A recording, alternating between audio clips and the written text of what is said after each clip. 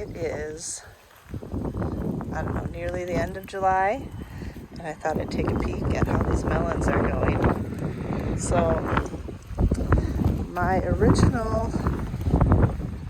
this is where I usually have melons and various things like that in this big garden in ground bed, sorry. And this year I decided to do the woven ground cover, and I wasn't sure if I'd like it. First reason being, I thought it'd be kind of ugly, like just black. Second reason, which I haven't determined yet if it's a concern or not, is that some of these vining type melons, pumpkins, things like that, when they spread out like this, they'll put down extra roots, which kind of gives you a little bit of a bump. You know, if something happens further down the plant, you still have some roots in the ground.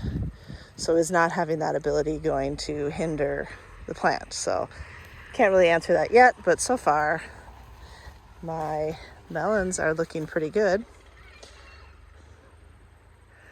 So my biggest reason for wanting the woven ground cover is that I do not like weeding, and it's really hard to weed something like this. Like how do you get to the middle of that without stepping on vines and fruit and stuff like that? And then once the weeds start growing up, then you absolutely can't see what's going on, and so you get these melons that get ripe.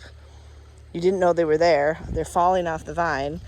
Bugs are coming in and eating them, and it's just a mess, and you miss out on the fruit. So I was hoping that by having no weeds or minimal weeds, I'd actually be able to find the melons.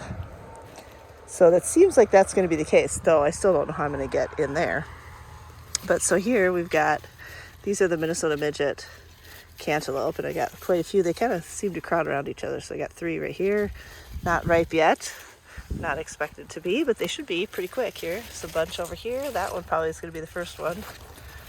But there's a bunch. There are a bunch of Minnesota Midget, and I think I did 3 plants. So you can kind of tell where the hole for the plant is, because then you have a weed. So there's a hole there. There's a hole there. You can see that big pigweed, and then there's one equal distance to the other side there.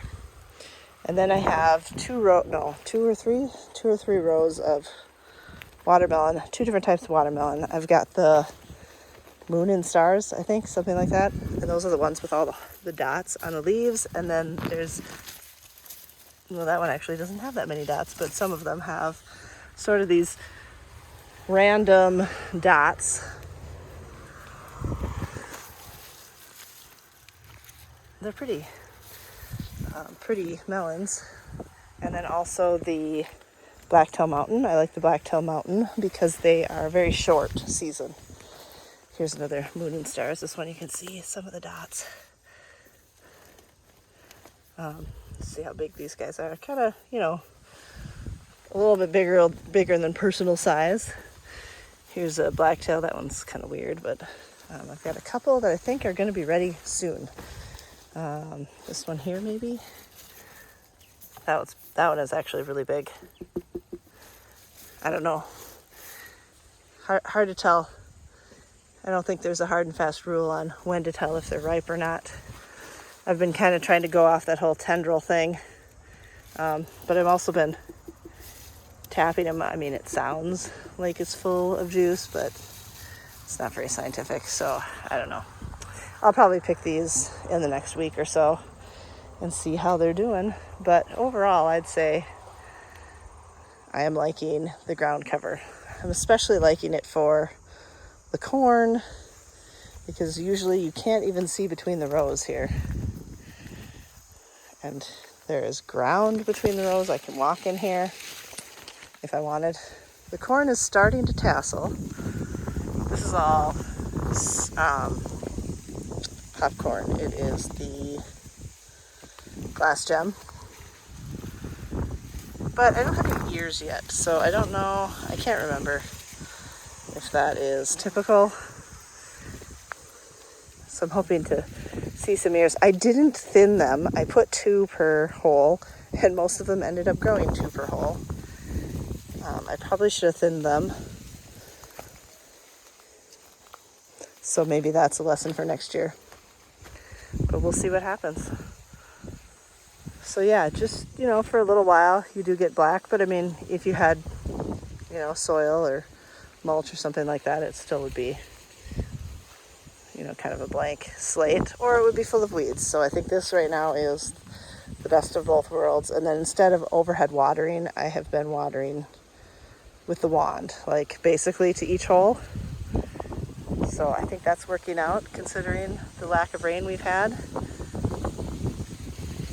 and how decent it's been going. So I know I said before, I definitely need to overlap them in the other direction next year, because this is, the direction the wind comes from and it gets under there. So that's why I've got a bunch of,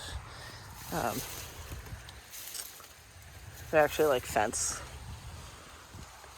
pieces of fence to hold it down. Now that there's stuff on it, it's not a big deal, but I'd say it's a winner. I'm going to definitely do it again next year. Haven't decided if I'm going to do it for the pumpkins or not. Because I really want the pumpkins to be able to get extra roots because of the possibility of squash vine borers. I think that's really a helpful thing to be able to get extra roots. So that's just a quick little update on the ground cover.